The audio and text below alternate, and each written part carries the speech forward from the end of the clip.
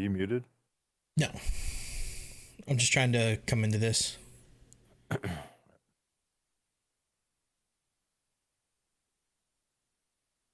As mentioned previously, the RTX 30 series, the PS5, and the Xbox Series X pre-orders have been chaotic to say the least. Scalpers are selling consoles and graphics cards with huge markups. Many in the industry are saying that there were bots developed to listen for purchase buttons to go live and auto buy the products. This has left a lot of us with a bad taste in our mouths, as many of us were sitting at our computers just hitting that refresh button, waiting to see that add to cart or buy now button become activated. But instead, we got greeted with a dirty, disgusting sold out button.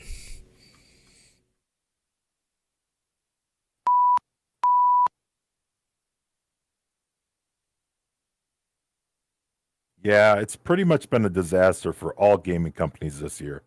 Anything involving gaming has been seriously affected. Even developers are struggling to keep their games on schedule. Heck, I think even Nintendo Switches are still hard to come by. I'm not surprised though. With new generation consoles and GPUs, launch days have always had historical supply and demand issues. Nothing new here. Other than it seems the current pandemic is just ramping up the overall demand.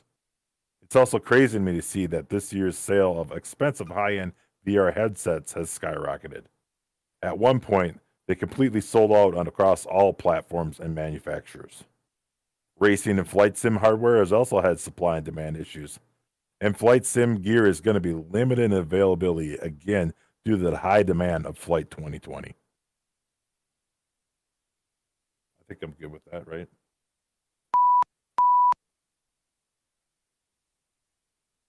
Yeah, Waldy, even I was greeted with the same thing when I tried to pre order the Xbox Series X. I was greeted with a dirty, disgusting, out of stock button. And man, I can't tell you what a hopeless feeling that is. It's like you get hyped up and hyped up, hyped up, and then your heart's broken. But I mean, it just means I gotta wait longer. Hashtag first world problems. The good news is Microsoft did announce that there would be. The good news is Microsoft did announce more would be back in stock by November 10th. Hey, do you have? So we're streaming Twitch right now. Yeah. You didn't update the stream title. Yeah, I did. Refresh the page. Okay. You got to do that before we go live. Yeah, I forgot. I ended it and updated it. And rerun I got like a notification. Right? Yeah, no, I saw it on mine.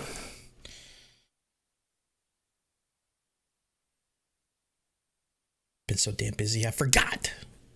It's all right, dude. So I got to do that pre-stream startup checklist. Yeah, we have to set one. Yeah, we have to set one of those up. We need to set one up pre-podcast startup list too. All right, here it goes.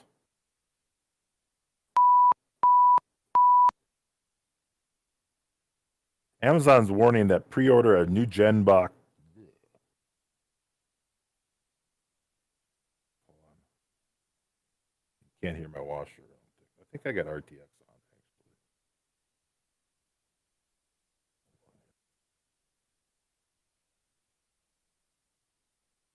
I don't.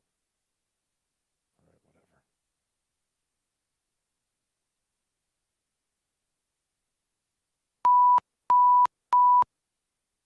Amazon's warning that pre-ordered new gen Xbox and PlayStations might not arrive on launch day.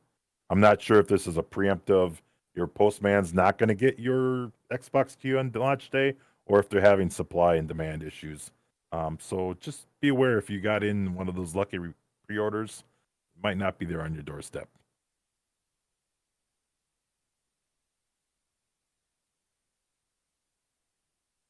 7. I do, but the real problem that we're seeing.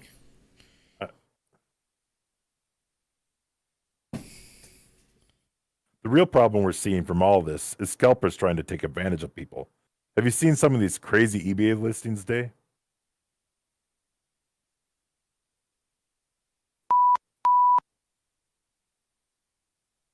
Yeah, these people are just stupid for listing these GPUs and consoles for the amount of money they're asking. I mean, we're talking 10 to 15 times the price of the original device. And I really hope people are smart enough to just be patient and wait for the items to become more readily available.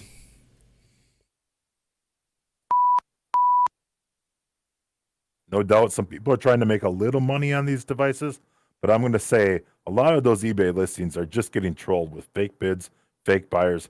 Ain't no one paying 70K for a 3080. Ah, hell no. So, Waldy, what else did you see this week? AMD's Big Navi VRAM leaks 16 gigabyte.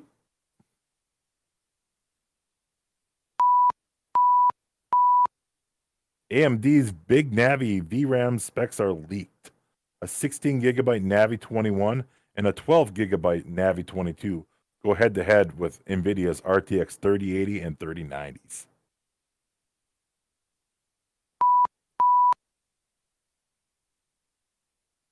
I'm not going to get worked up.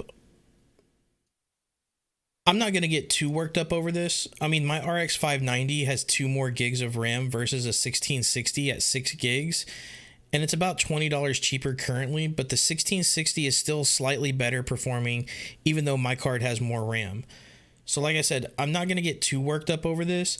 We'll have to wait and see the benchmarks, but I still feel NVIDIA is going to take this one. Now, if we're talking about a marginal difference between the 3080 and like the Navi 21 XL, which is presumably going to be called the RX 6700, and it's like $100 less than the 3080, then I'll look at picking it up. But if it's less than $50 difference, I'll stick with the 3080. The other thing I'm waiting for is AMD's response to NVIDIA's NVENC chip, which is a chip that streamers can utilize for encoding their streams and taking the load off their CPU and core GPU. So with that, I'll stick with the 3080 because NVIDIA's drivers and software has always been known to be better than that of Radeon's. And of course, NVIDIA having the NVENC chip. But like I said, we'll have to wait and see what the benchmarks say.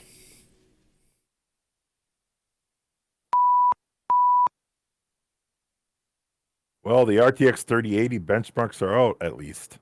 And the RTX 3080 finally brings us ray trace gaming at a good price.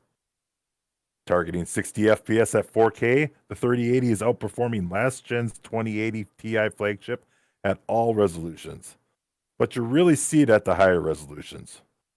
Overall gains at 1080p seem to be in the 20 to 40% range, but when you step up to 1440p, there's a general range of 50% faster frames. And then at 4K, there's an impressive 65% faster frames over the last gen 2080. That's pretty impressive.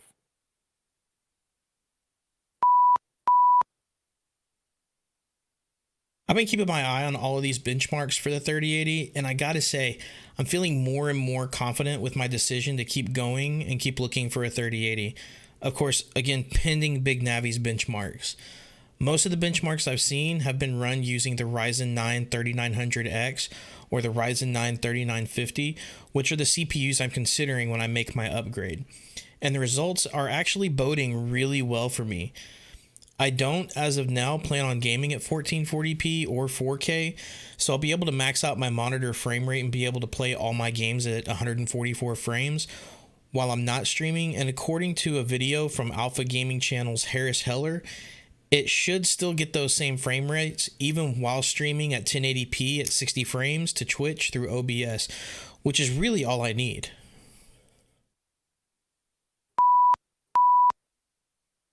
Another huge reason, in my opinion, to consider NVIDIA over AMD, NVIDIA's launched their new Broadcaster app, which continues on from where their impressive RTX Voice started. RTX Voice was all about denoising your environment for live streams or playing with your friends.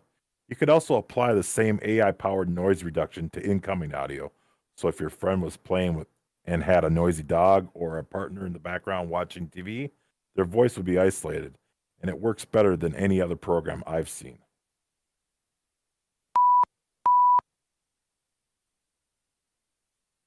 They now also committed to launching RTX Voice to all GTX series cards, though that came with a disclaimer that it might not work well on some of the older GTX series cards. but I suspected this was coming since there was a lot of people that figured out early you could easily bypass the RTX requirement with a real simple edit. NVIDIA has gone ahead and launched their new broadcaster app for 2060 series and above GPUs. The app has 3 features that up your gaming and streaming. First, the noise removal with RTX voice.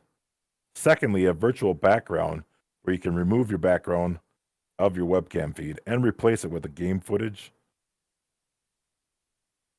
Secondly, a virtual background, removing the background of your webcam feed and replacing with game footage, a replacement image, or even that subtle blur that people like. All that. And finally, what they're calling auto frame, which zooms in and out on. And finally, what they're calling auto frame, which zooms in and out on you and uses AI to track your head movements, keeping you at the center of the action as you shift side to side. It's like having your own camera person. The Xbox Connect actually had a similar feature which worked really nicely for Skype in a setting like a family room.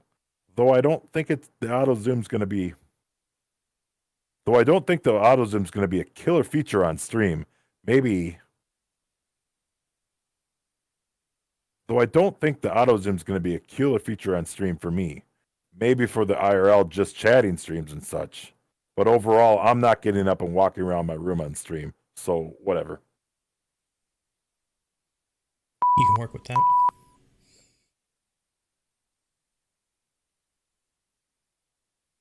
For me, this is a nice to have feature. Even when I get my 3080, I don't think this is. For me, this is a nice to have feature. Even when I get my 3080, I don't think it's something I'm really going to utilize. I mean, I've already got my green screen. I've already got everything set up in OBS the way I like it. And more applications integrate nicely with OBS. So this would be for someone like my son who's just starting out streaming and they want to do some kind of cool stuff. And right now there's currently an issue when using the broadcaster app with OBS. It will cause your stream to drop frames, not your game, but your stream, just due to the processing power it takes for the AI to do all of the rendering. Now the RTX voice I'll use for the podcast, but that's really about as far as it'll go for me. Can you just read that last RTX Now the RTX voice I'll use for the podcast, but that's really about as far as it will go for me. Thank you.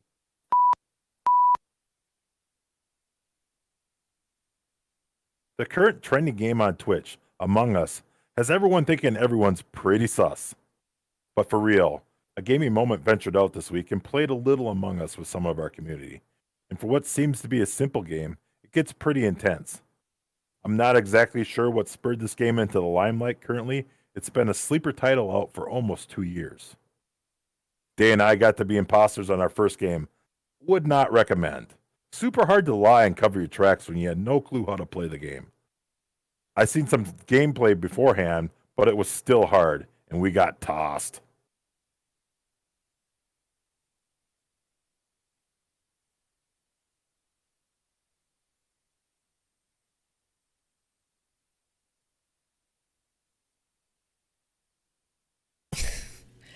I wouldn't say it's hard to lie when you're new. Quite the contrary, actually. It's easier to lie because you can say you're following people around because you don't know what to do and you're... Ugh.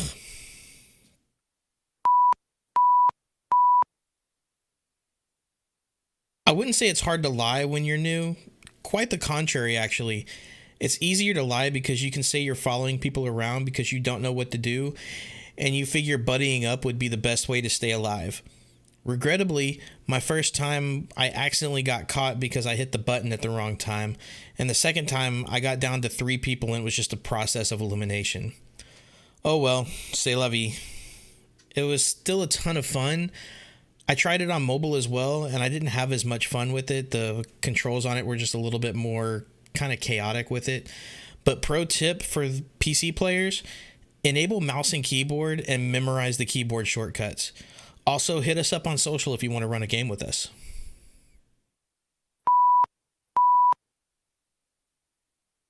Speaking of Twitch, Twitch is testing out mid-roll ads that streamers can't control, causing major backlash from the community. The official Twitch support Twitter account clarified that it had finished its advertising test and that viewers would no longer see mid-roll ads. The official Twitch support Twitter account clarified that it had finished its advertising test and that viewers would no longer see mid-roll ads. It also said that taking users' feedback into account regardless of these changes. It also said that it was taking users' feedback into account regarding these changes, but it also stopped short of promising not to re-implement mid-rolls in the future. And I'm going to read the whole damn thing. Okay.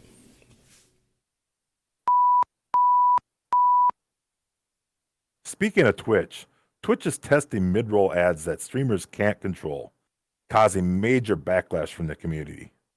The official Twitch support Twitter account clarified that it had finished its advertising test and that viewers would no longer see mid-roll ads.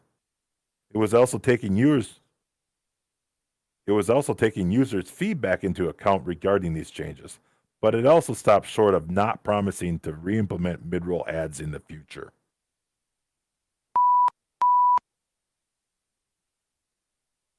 Yeah, this was a horrible decision by Twitch. However, I do understand it. Their business model, like every other social media platform out there, is to generate revenue via advertisers. And like most other social media platforms, it's ruining the end user experience. How?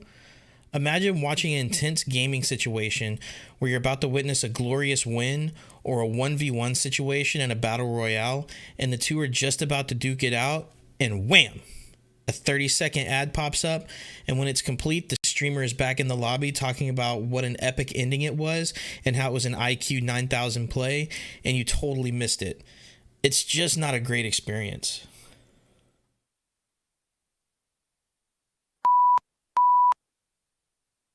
I too think it's terrible. Like pretty much everyone else, I hate ads. And in fact, I got Twitch Prime long ago to avoid ads until they took that away. Now they're going one step further and adding more ads. It's making the issue of discovering new streamers that much worse. It's bad enough for me to watch a 30-second ad before the stream rolls, which makes it laborious to check out new streamers. But now we potentially lose key moments due to the ad popping in or running in the heat of the moment, without any control. The ads in the US are already out of hand, and this is just another step in the wrong direction of corporate greed. Sure, Twitch pays the streamers for the ads too, but the rate's really low, and the ad revenue for a small streamer like me is literally pennies each month. Now, without any control of these ads, it's even worse.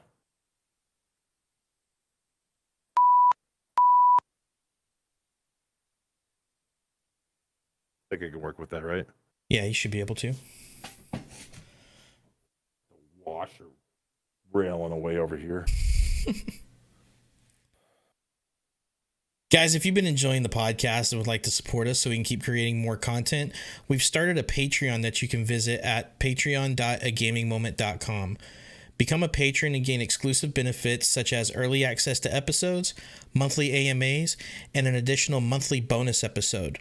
You can support us for as low as $1 a month, so sign up today.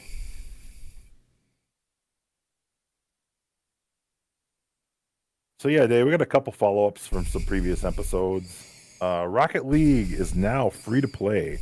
Developer Zenimax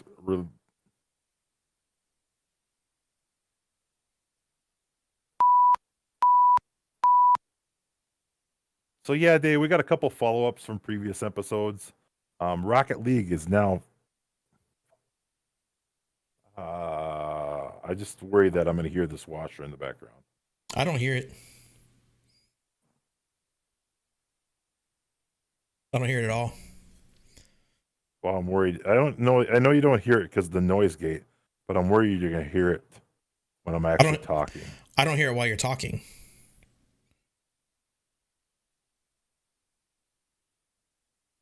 All right.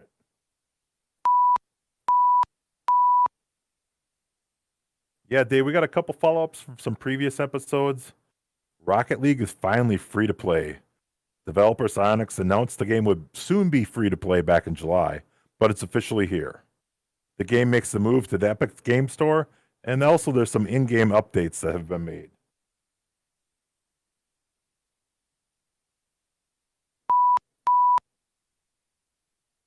Yeah, many people are upset over the UI changes that have gone live, but Psyonix has come out and stated they did perform user testing, and while the old UI made sense for veteran players, it was not intuitive enough for new players. Being that the game is now free to play, that's the audience that they want to focus on, so when they play the game, it's easy for them to find the mode that they want to play, and it will keep them playing longer, and more importantly, keep them coming back to play.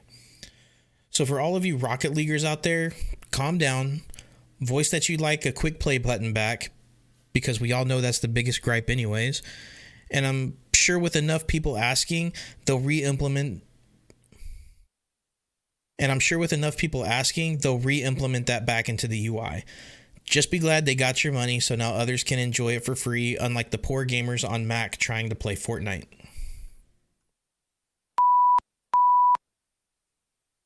Fortnite Save the World is now going to be unplayable on Mac. After the next patch, with Apple now preventing Epic from patching its games on Microsoft. You're doing so good. Fortnite Save the World is now going to be unplayable on Mac. Here it goes. My mouth is going to jello at this point. Fortnite Save the World is now going to be unplayable on Mac after the next patch, with Apple now preventing Epic from patching its game on Mac OS. Epic Games is offering refunds for Mac OS gamers that spent money on the game and played it in the last year. That includes Save the World's Founder Edition, starter packs, V-Bucks, or Llama's Bot on Mac since September of 2019. Gamers actually don't need to do anything for the refunds. They'll automatically be issued. Thanks to Fortnite's cross-platform capability.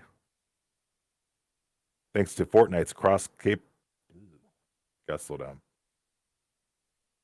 Thanks to Fortnite's cross-platform capability, players actually get to keep their purchases and still have them on PlayStation, PC, or Xbox One. That's a nice touch, Epic.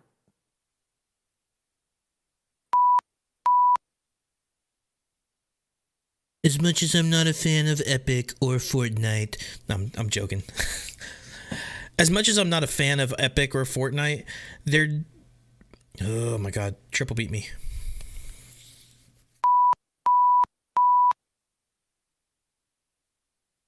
As much as I'm not a fan of Epic or Fortnite, they're doing their Mac user base a solid and issuing refunds and allowing people to keep their purchases. So kudos to them. Apple is really showing their true colors during this pandemic, though.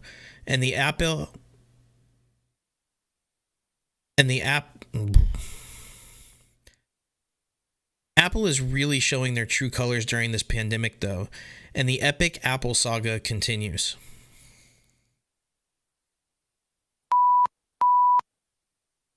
Hey, if you haven't already, be sure to follow us on Twitter, Facebook, and Instagram so you can engage with us as well as find out when we're streaming on the pod.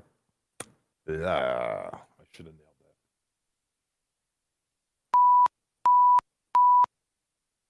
Hey, if you haven't already, be sure to follow us on Twitter, Facebook, and Instagram so you can engage with us as well as find out when we're streaming the podcast and get a first listen before it goes out on all podcasting platforms. So do it.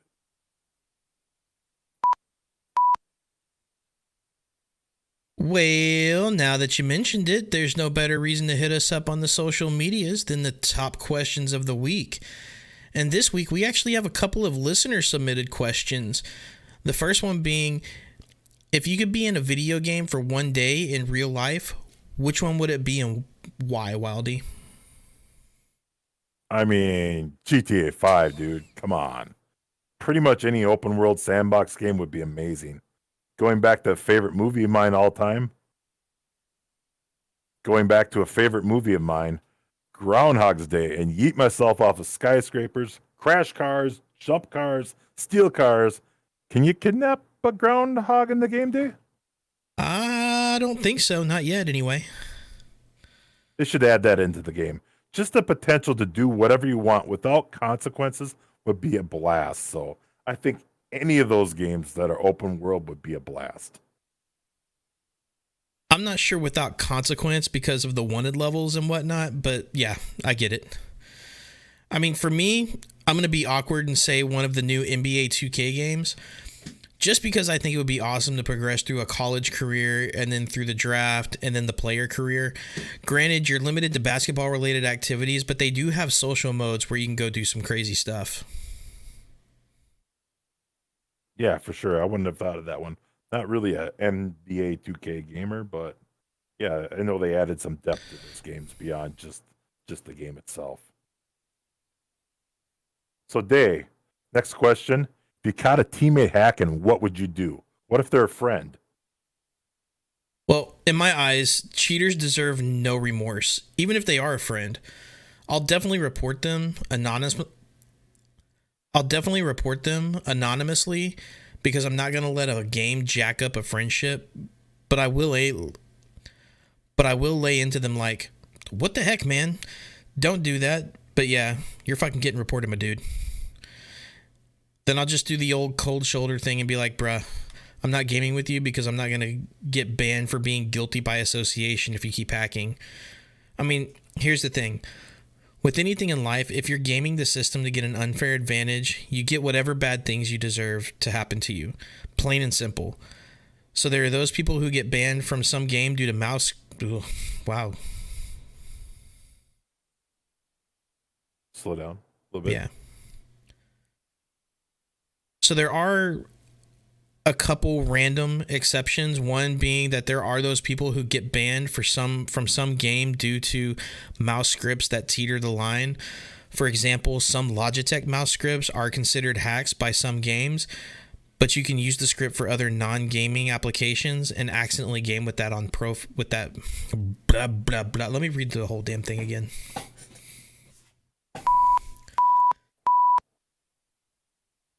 I mean, for me, cheaters deserve no remorse, even if they are a friend. I'll definitely privately report them anonymously because I'm not going to let a game jack up a friendship, but I will lay into them like, what the heck, man? Don't do that. But yeah, you're fucking getting reported, my dude.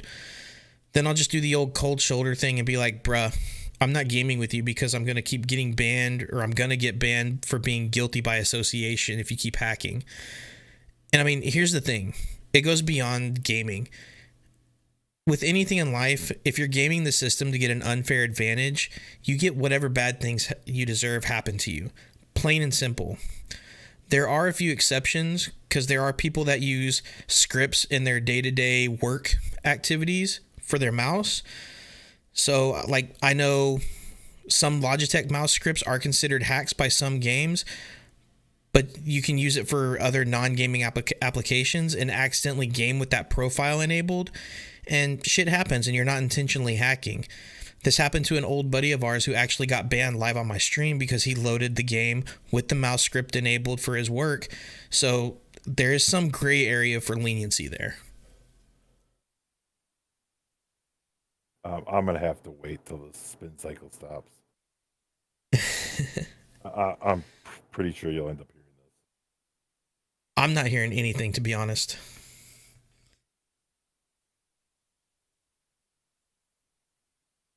But it'll piss me the fuck off if I have to listen to this in the actual podcast. In the editing. Yeah. Post-production, y'all. I mean, RTX and I don't know. I'm a little bit scared. Like, audio hasn't been playing real nice on my computers lately. Like, my laptop was all jacked up the other day, and I think it was, I don't know if it was RTX Voice or Microsoft or something, but they didn't play nice together. And then so now I'm just being a little bit cautious. Like, I wish RTX Voice was working, but I mean, maybe I hear a little bit of rumbling. I didn't want to change it before the podcast. Yeah, I bet you do. But it just sounds like air blowing in the back. air blowing in the back. Yeah, well, there's some of that too, but.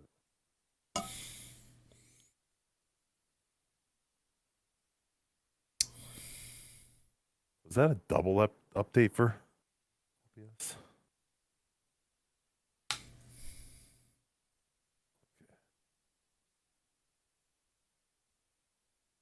All right, it should be ready now. All right, 2 beep yourself. 3 beep. 2 beep for a good cut. It doesn't really matter. Yeah. Well, I have no mercy, and I'm thankful to say that I've never known a friend to be an online cheat.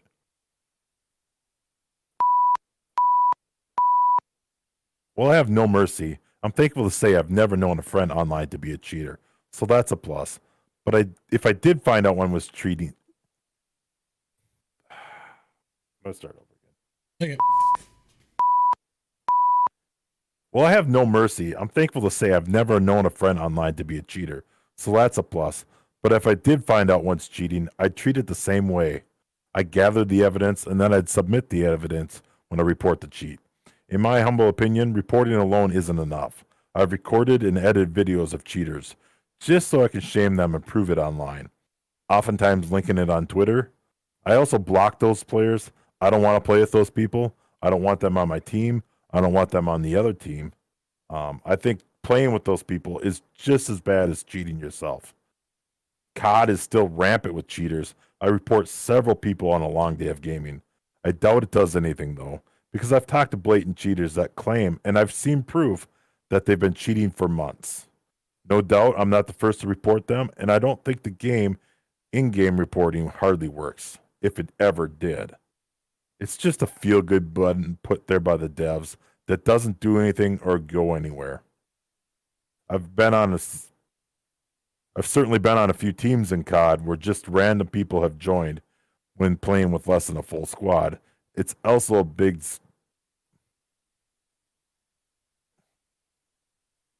I've certainly had a few on my team in COD when random people just joined the game when playing less...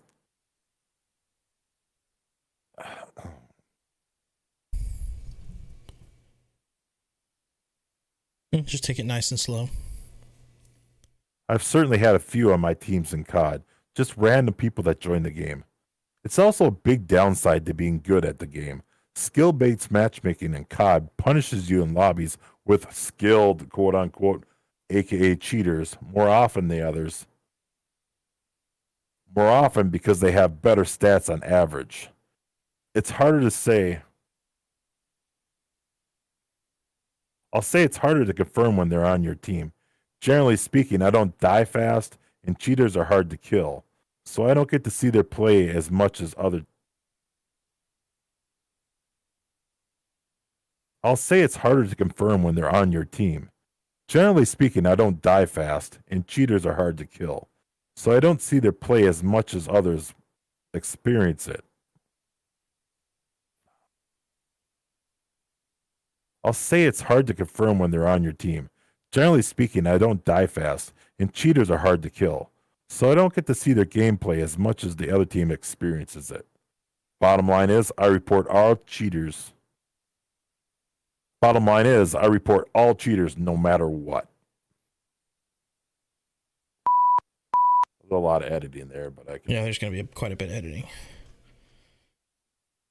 I mean, unless I want to read... that's so big. Should I read it again? I will. Yeah, go ahead.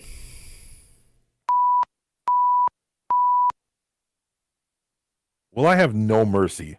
I'm thankful to say that I've never known a friend online to be a cheater, so that's a plus. But if I did find out one's cheating, I'd treat it the same way. I'd gather the evidence, and then I'd submit the evidence.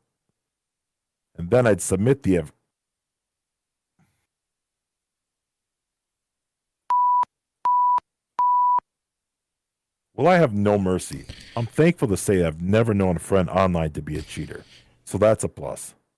But if I did find out one's cheating, I'd treat it the same way and gather the evidence and then submit the evidence. But if I did find out one's cheating, I'd treat it the same way, and I'd gather the evidence, and then I'd submit the evidence when I reported the cheating. In my opinion, reporting alone isn't enough. I've recorded and edited videos of cheaters just so I can shame them and prove it online so people aren't saying, you're just whining, you're not good, get good, kid. No, they're cheating. Here's the proof. Oftentimes linking it on Twitter. I block those players. I don't want to play with them on my team, and I don't want to play with them on the other team. I think playing with these people is just as bad as cheating yourself. COD is still rampant with cheaters, and I report several on a long day of gaming. COD is still rampant with cheaters, and I report several on a long day of gaming. I doubt it actually does anything, because I've talked with blatant cheaters that claim, and I've seen that they've been cheating for months. No doubt I'm not the first person to report them, so I don't really think the in-game reporting hardly works, if it ever did. I just feel like it's like feel-good button put there by the devs that doesn't actually do anything or go anywhere. I'm certain I've had a few of my teams in COD, just random people have joined my game. It's also a big downside to being good at the game. COD skill-based matchmaking punishes you with lobbies of skilled players, aka cheaters if you're good, who often have better stats than average. It's harder to say. I'll say it's harder to confirm when they're on your team. Generally speaking, I don't die fast, and cheaters are hard to kill, so I don't get to see their gameplay as much as the other team experiences it. Bottom line is, I report all cheaters no matter what. Yeah, I don't know, it was a lot better, but that'll be easier to work with, though. probably.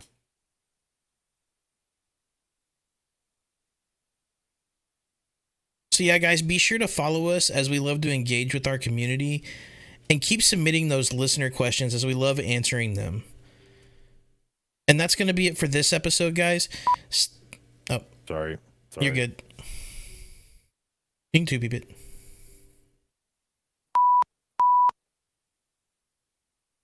And that's going to be it for this episode, guys. Stay tuned for AMD's upcoming releases.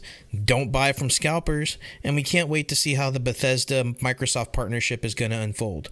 Thank you guys for listening in.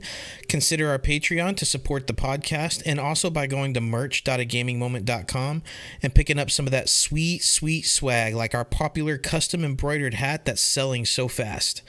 Subscribe to us on your favorite podcasting platform, and be sure to check back every Tuesday for new episodes. Until next time, keep grinding.